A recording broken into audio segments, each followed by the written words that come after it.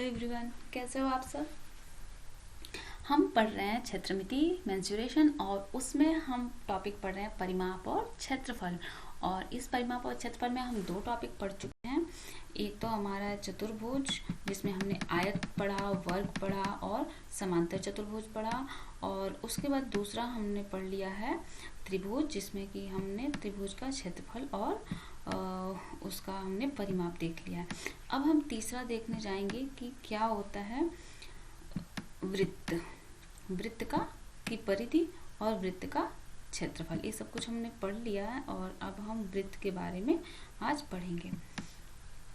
ठीक, तो देखो वृत्त क्या है। कोई भी गोला जब आप लेते हो, देखो संपूर्ण ब्रह्मांड ही गोल है, तो सबसे ज़्यादा अगर कुछ है दुनिया में, पूरी दुनिया में सब कुछ है अगर, तो है वृत्त।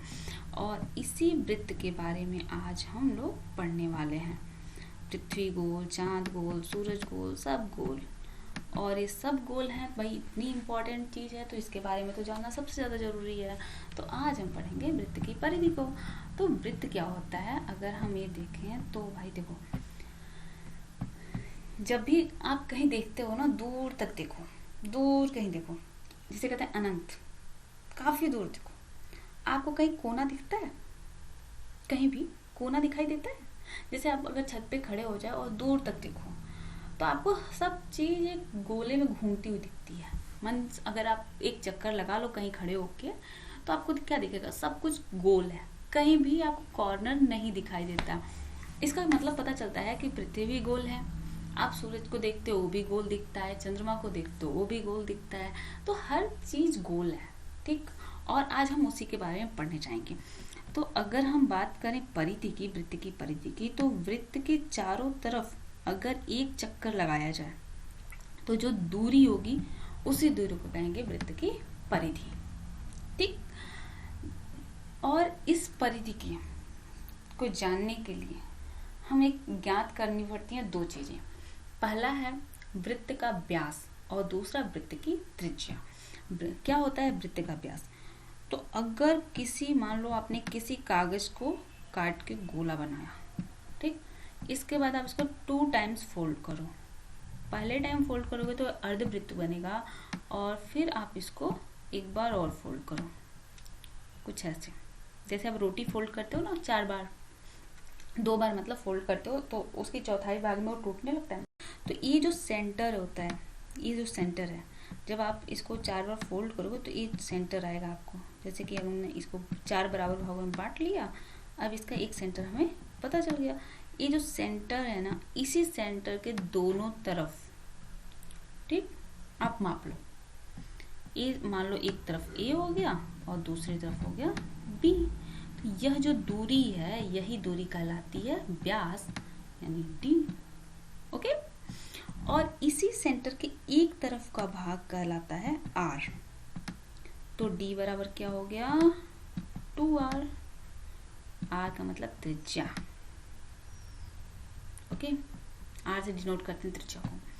आई होप आप बेहतर समझ गए होंगे। यहाँ से मान लो हमने काटा, ये हुआ इसका सेंटर और सेंटर की एक तरफ एक आर और इस तरफ दूसरा आर, तो मिल गए 2r। और इन्हीं 2r's को हम बोलते हैं, कुछ ना कुछ होता रहता है यहाँ, इसी 2r को हम क्या कहेंगे? इसका d यानी परिधि, सॉरी व्यास। और इसी व्यास का 3.14 गुना होता है इसकी परिधि। इसकी बाहर की जो नाप होती है ना, इसी व्यास का 3.14 गुना होता है। और दशमलव को अगर हम भिन्न में बदलें तो यही 3.14 बदल जाता है 22/7 में। अब आपको पता चल गया होगा कि कहाँ से आ रहा है यह 22/7। और इसी 22/7 को हम कहते हैं पाई। वाह, क्या पाई बनाया मैंने, मीन्स ऐसे, ये हो गया पाई। ठीक, तो जब आप इसको करते हो ना, यहाँ पर देखो पाई। अब आगे समझ में आ गया कि अगर हम पहले व्यास ज्ञात करते हैं, व्यास क्या है, इसके सेंटर से इसके चारों बाहर की तरफ खींची गई रेखा को हम व्यास कह रहे हैं, और इसी व्यास या व्यास दो त्रिज्याओं के जोड़ के बराबर होता है, तो इसलिए हम कह सकते हैं एक d बराबर 2r, और यह जो व्यास है इसका मान होता है 3.14, नहीं परिधि जो होती है वह व्यास का 3.14 गुना होती है। जैसे कि अगर आप कोई प्लेट ले रहे हो ना, और उस प्लेट के चारों तरफ आप किसी धागे से ऐसे मान लो उसकी पूरी नाप ले रहे हो, या कोई भी गोल चीज़ है उसकी आप पूरी नाप ले लो ना, तो आपको पता चलेगा वह नाप जो उसका व्यास है उसका 3.14 गुना होती है। मतलब 3 बार, अगर उसके 3 गुना समझ लो होती है, तो यह होगा 3.14, और इसको कहेंगे हम 22/7, और इसी को हम कहते हैं पाई। तो हम क्या कह सकते हैं कि जो वृत्त की परिधि है उसका मान क्या है, पाई डी। ओके, अब इसके वृत्त की परिधि है पाई डी। तो अब हम आगे जान लेते हैं कि डी को मतलब हमने मान लिया कि डी क्या है 2r, तो हम क्या कर सकते हैं पाई 2r, और पहले हम संख्यात्मक को मान रखते हैं, इसलिए वृत्त की परिधि क्या हो गई 2 पाई r। ओके, अब हमें लगता है इस पर आप कोई भी क्वेश्चन सॉल्व कर सकते हो। अगर आपको व्यास या फिर अगर परिधि आपको पता हो तो आप त्रिज्या का मान निकाल सकते हो। अगर आपको त्रिज्या पता हो तो आप इसका क्षेत्रफल पता कर मतलब अभी तो आप सिर्फ ये पता करो, परिमाप पता कर सकते हो। तो हम देख लेते हैं इस पर एक क्वेश्चन। एक वृत्ताकार तस्तरी की परिधि ज्ञात कीजिए जिसकी त्रिज्या 14 सेंटीमीटर है। तो वृत्ताकार तस्तरी की त्रिज्या अगर 14 सेंटीमीटर है तो उसकी परिधि कितनी होगी, तो हमने सीखा है कि 2 पाई r होती है। वृत्त है, लो बन गया, 2 पाई r होती है। तो इसको हमने क्या किया, पाई का मान हमने यहाँ पे 22/7 रखना है, तो 2 इंटू 22/7 और इंटू हमने क्या किया 14 कर दिया। अब 7 से 14 कट गया, ठीक, 2 आया, 22 दूनी 44, 44 दूनी 88। ओके, आगे 88 सेंटीमीटर इसकी परिधि है। अब हम जानते हैं वृत्त का क्षेत्रफल क्या होता है। देखो, हमने पहले ही बताया था कि सिर्फ आप अगर आयत का अगर आपको क्षेत्रफल पता चल जाए, आयत का परिमाप आपको पता हो, तो बाकी सब आप पता कर सकते हो। तो आयत का परिमाप क्या था, लंबाई गुणे चौड़ाई। अब इसी लंबाई गुणे चौड़ाई से ना आप वृत्त का भी क्षेत्रफल निकाल लोगे। कैसे निकालोगे, आपको याद होगा बचपन में जब गर्मी होती थी, क्लास में बैठे हुए होते थे तो क्या करते थे, कागज को मोड़ लेते थे ना, एक बार एक साइड में फिर एक बार दूसरी साइड में, आप कागज को पहले फोल्ड करते थे और उसके बाद उसका पंखा बना लेते थे, जिसे पेपर फैन कहते थे, याद है। यहाँ से जगह जगह से एक बराबर मोड़ते थे इसको, और फिर उसके बाद से उसका फैन तैयार हो जाता था। और नीचे वाला सब, ये जो नीचे वाला पार्ट है, मान लीजिए इसको सबको आपने एक साथ कंजस्टेड पकड़ लिया, और इसको, इस पार्ट को दूसरे पार्ट से घुमाते हुए ऐसे मोड़ लिया, मतलब घुमाएंगे ऐसे, ठीक, जो बीच वाला पकड़ा और दूसरे वाले को ऐसे घुमा लिया।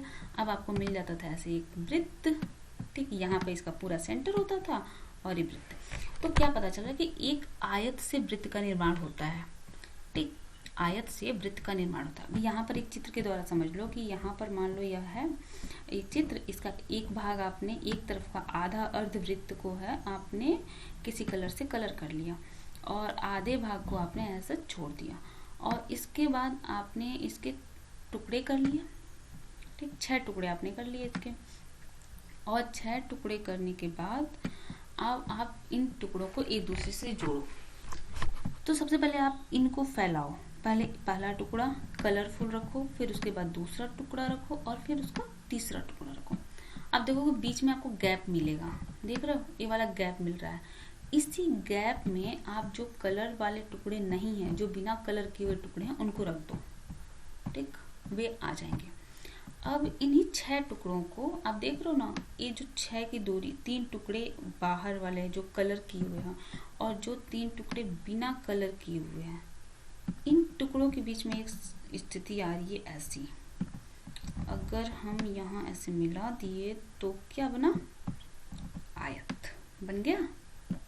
अगर ये वाला कट करके आप यहाँ पे लगा दो तो ये पूरा एक आप आयत बन जा रहा है ना। तो हम कह सकते हैं कि आयत से ही वृत्त का निर्माण होता है। अब इस आयत से जिसका वृत्त का निर्माण हुआ है, इसमें तो ये जो इसकी चौड़ाई है, लंबाई है, ये जो लंबाई है ये कितनी है, आधी हुई ना।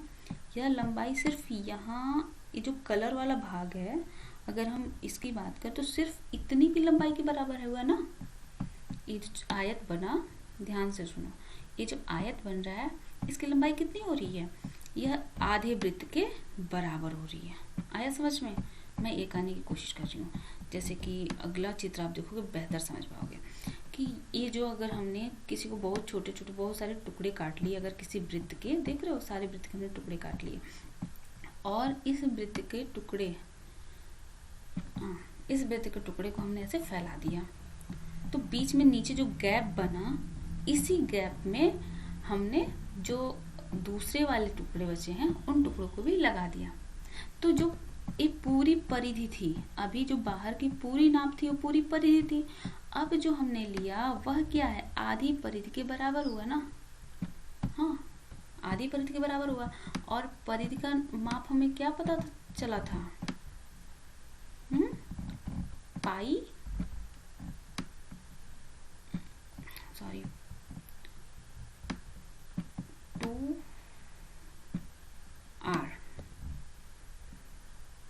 ठीक, यही पता था ना। अब 2 को पहले रख लेते हैं, बस इतना तो थोड़ा अंतर।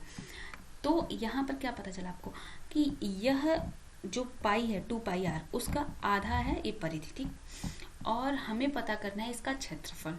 तो क्षेत्रफल क्या होता है, लंबाई गुणे चौड़ाई, और चौड़ाई इसकी क्या होती है, त्रिज्या के बराबर। जो इसकी चौड़ाई है वो क्या है, त्रिज्या के बराबर होती है। तो इसके साथ हमने फिर से मल्टीप्लाई कर लिया त्रिज्या को।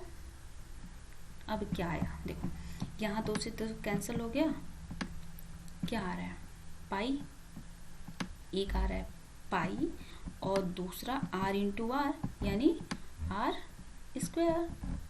ओके, आया समझ में? तो अब वृत्त का क्षेत्रफल क्या हुआ, पाई r स्क्वायर।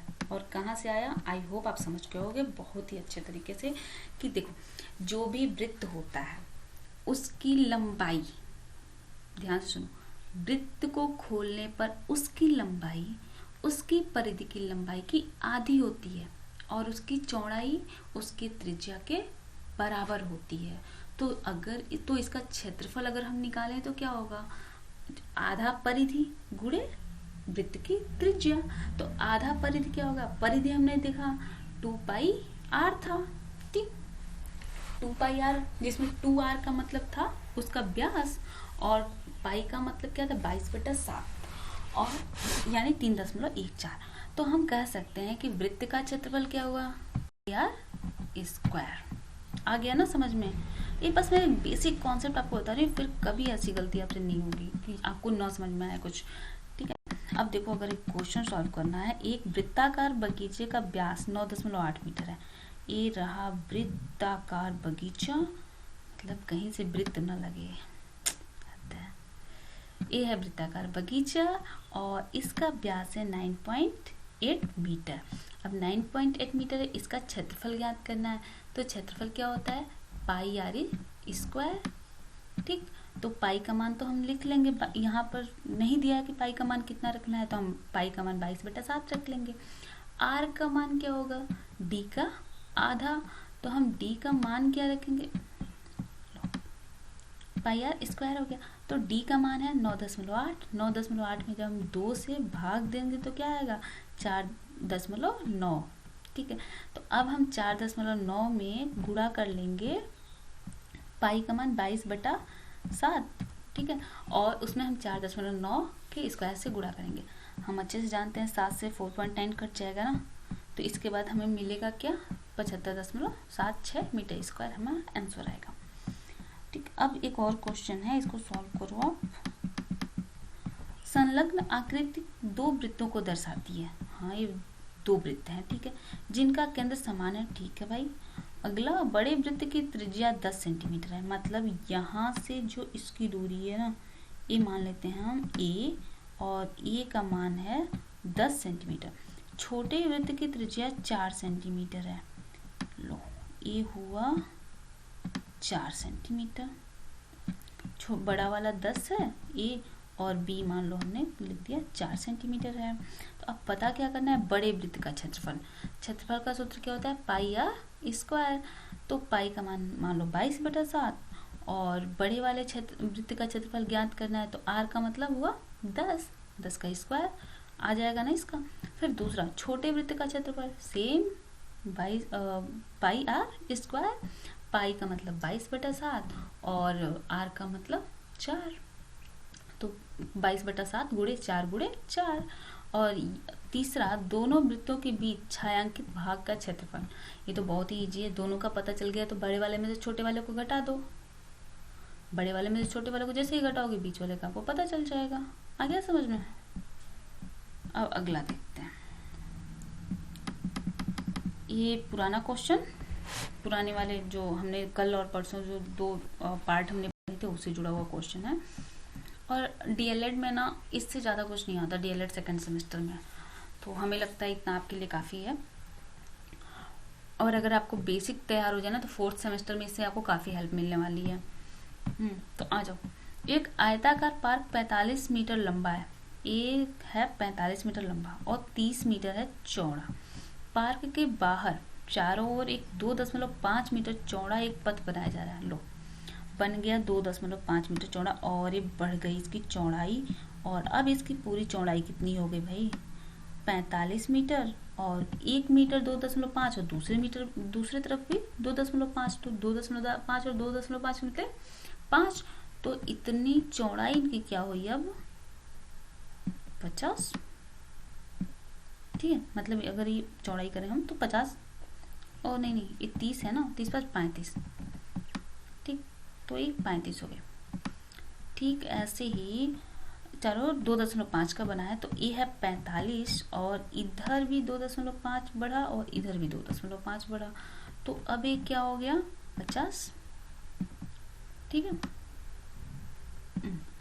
अब देखते हैं पूछ क्या रहा है क्वेश्चन इसके आगे। पथ का क्षेत्रफल ज्ञात कीजिए।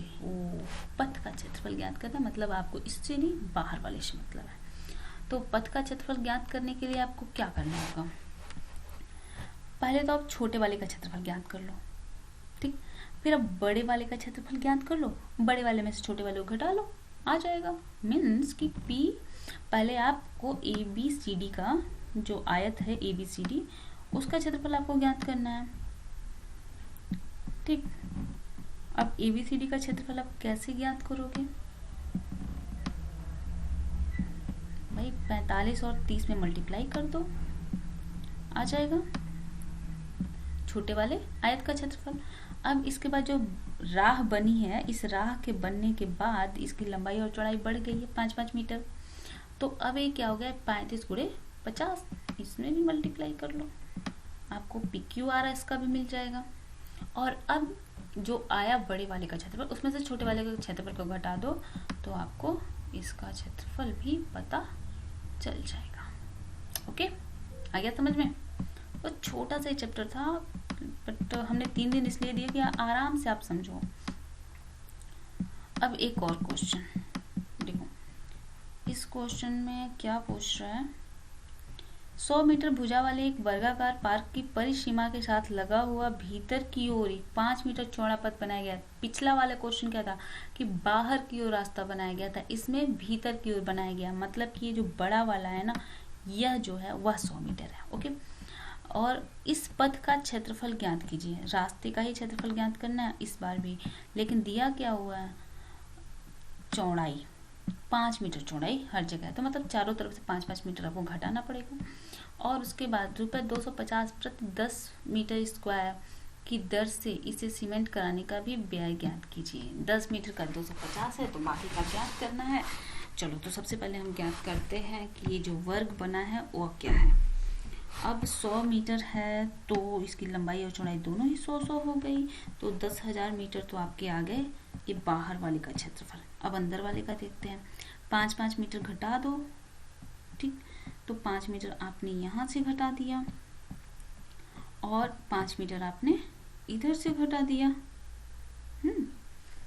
तो अब एक भुजा जब आप इसमें 5 घटा रहे हो तो दूरी कितनी हो गई है, देखो ये पकड़ो, यहाँ से यहाँ, यहाँ से यहाँ।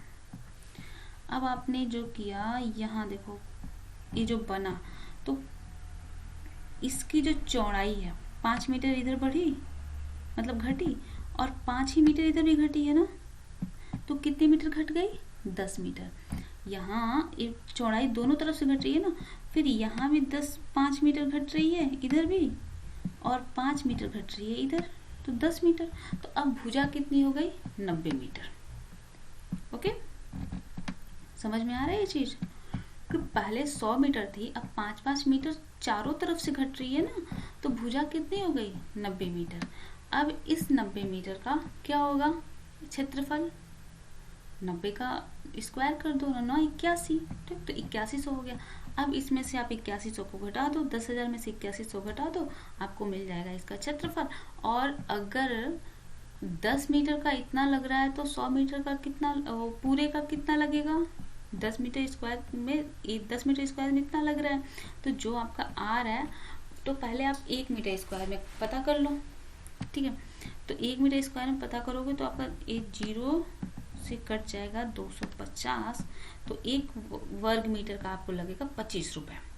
1 वर्ग मीटर के अगर 25 रुपए लग रहे हैं, तो जितना ही इसका क्षेत्रफल आया उसके कितना लगेंगे, उसमें आप आराम से कर सकते हो।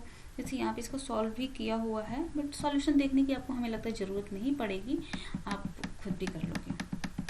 अगला क्वेश्चन देखो, ये क्वेश्चन तो शायद आया हुआ भी है, ऐसा क्वेश्चन किसी एग्जाम में, आपके एग्जाम में पिछले 18 या 19 में आया भी हुआ है। तो इसमें देखो 70 मीटर इस लंबाई, ठीक, 70 मीटर लंबाई और 45 मीटर चौड़ाई, ये लंबाई हो गई और ये चौड़ाई हो गई। एक आयताकार पार्क के मध्य से होकर 5 मीटर चौड़ाई के 2 पथ जा रहे हैं। 5 मीटर इधर भी चौड़ा है, 5 मीटर इधर भी चौड़ा है, ठीक। एक दूसरे पर लंब ऐसे बने हो कि जो भुजाओं के समांतर हैं, मतलब जो भुजाएं उनके भी समांतर है। पथों का क्षेत्रफल ज्ञात कीजिए। वाह, इसका क्षेत्रफल ज्ञात करना है आपको। अब जो ये अंदर है, गुड, तथा ₹105 प्रति मीटर स्क्वायर की दर से पथों को बनाने का भी व्यय ज्ञात कीजिए। गुड, अच्छा क्वेश्चन है, काफी अच्छा है, आपको मजा आएगा इसको करने में। देखो, पथ का जो क्षेत्रफल है वह क्या होगा, ये पहले आप पूरा क्षेत्रफल ज्ञात करो। पूरा कितना है, क्षेत्रफल मत ज्ञात करो, सीधा सीधा देखो। 45 मीटर की चौड़ाई हुई और रास्ता कितना है? 5 मीटर का, ठीक। तो इसकी चौड़ाई कितनी हुई भाई? 5 मीटर। यह इसकी लंबाई कितनी हुई? 70 मीटर। तो 70 गुणे 5 कर लो, तो आपको EHFG का पता चल जाएगा। उसके बाद दूसरा, यह भी 5 मीटर चौड़ाई है और लंबाई कितनी है? 45। तो एक बार तो आप ऐसे करो कि 70, अगर इसकी लंबाई की बात करो तो 70 मीटर गुणे 5 मीटर, तो आपको पता चल जाएगा ना एक का। ओके, दूसरी बार आप क्या करो कि 45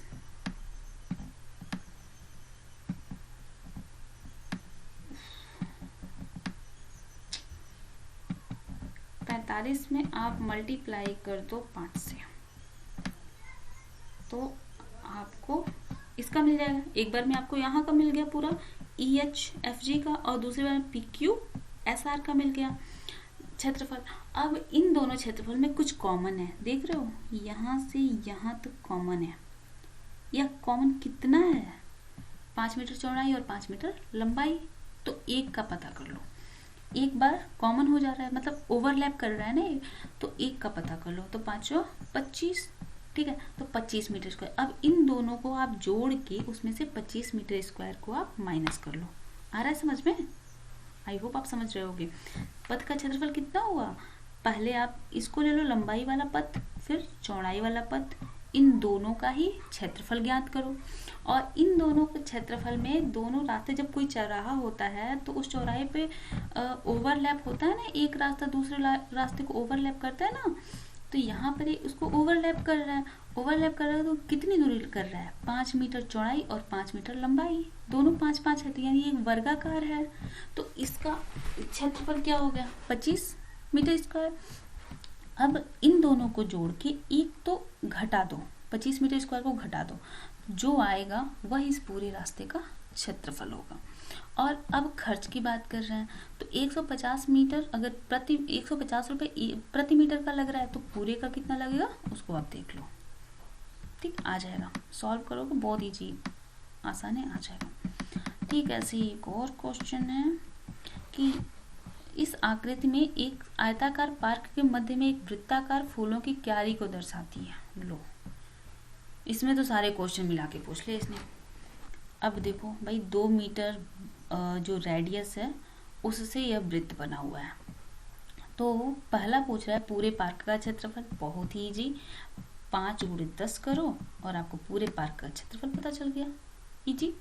दूसरा, फूलों की क्यारी का क्षेत्रफल, लो πr², यही होता है ना, तो पाई का मान 22/7 और इसको गुणे 2 फिर या फिर 3.14 गुणे 4 कर दो, पाई r², r मतलब 2 दिया हुआ है तो r² का मतलब 4 हो गया और यहाँ पर 3.14, इसमें 4 से गुणा कर दो, 4 × 16, 4 × 4 4 1 5 और ऐसे गुणा कर लो, 4 3 12, ठीक, तो 12 कुछ आ जाएगा इसका। उसके बाद तीसरा, फूलों की क्यारी को छोड़कर, ये फूलों की क्यारी है, इसको छोड़कर शेष भाग का क्षेत्रफल, सिंपल, जो अभी ये बाहर वाला आया ना 10×50, उसमें से फूलों की क्यारी जो आया है 12 कुछ, उसको घटा दो, ठीक, वो आ जाएगा आपका। अब क्यारी की परिधि तो 2πr, हम जानते हैं कि जो वृत्त होता है उसकी परिधि क्या होती है 2πr, तो इसकी भी होगी 2, पाई का मान 3.14 और r का मतलब 2, ठीक, तो इसमें आप मल्टीप्लाई कर लो, ये आपको मिल जाएगा। बहुत ही ईजी है क्योंकि अभी ये बिल्कुल बेसिक है, बाकी अगले आगे हम पढ़ेंगे कि और इसका एडवांस लेवल क्या है, लेकिन अभी आपको सेकेंड सेमेस्टर और थर्ड सेमेस्टर में इसमें आप काफ़ी, फर्स्ट सेमेस्टर सेकेंड और थर्ड सेमेस्टर तक के लिए काफ़ी अच्छा है। फोर्थ सेमेस्टर के लिए इससे थोड़ा टफ लेवल आता है, तो उसके बारे में हम बाद में फिर पढ़ेंगे। अब देखो, जो अब तक हमने पूरा पढ़ा उसका सार क्या था। एक वर्ग का परिमाप 4 गुणे भुजा, आयत का परिमाप 2 गुणे लंबाई धन चौड़ाई, मतलब लंबाई और चौड़ाई को जोड़ लो और 2 से गुणा कर दो। वर्ग का परिमाप क्या था, एक भुजा को लो और उसमें 4 से गुणा कर दो। एक वर्ग का क्षेत्रफल लंबाई गुणे चौड़ाई, सीधा से एक ही फंडा याद करो, पूरे क्षेत्रमिति में ना, इसमें अब तक जो आपने पढ़ा एक ही फंडा था, लंबाई गुणे चौड़ाई, तो वर्ग का भुजा गुणे भुजा यानी लंबाई गुणे चौड़ाई, आयत का क्षेत्रफल लंबाई गुणे चौड़ाई, समांतर चतुर्भुज का क्षेत्रफल आधार गुणे ऊंचाई, वही आयत का जो चौड़ाई है इसमें ऊंचाई है और उसमें जो लंबाई है आयत में वह इसका आधार है। एक त्रिभुज का क्षेत्रफल क्या होगा, एक जो भी चतुर्भुज होता है, जो भी त्रिभुज होता है वह क्या होता है, चतुर्भुज से बना होता है ना, उसका आधा होता है, ठीक, तो क्या करेंगे 1/2 आधार गुणे ऊंचाई। एक वृत्ताकार क्षेत्र के चारों ओर की दूरी इसकी परिधि कहलाती है। एक वृत्त की परिधि πd होती है या 2πr होती है, क्योंकि d मतलब 2r होता है। जहां d वृत्त का व्यास और पाई बराबर 22/7 या 3.14 है। एक वृत्त का क्षेत्रफल πr² होता है, जहां r वृत्त की त्रिज्या है। तो यह इसका पूरा संक्षेप था जो हमने 3 दिनों में पढ़ा है, और अगर आपको कुछ बाकी है तो फिर आप उसे फिर से पढ़ लेना, बाकी 2 वीडियोज में आप उसको देख सकते हो, ठीक है। तो ये आज हमारा कंप्लीट हुआ मेंसुरेशन। अब हम इसके आगे पढ़ेंगे लस और मस, उसको हम नेक्स्ट वीडियो में देखेंगे। Thank you.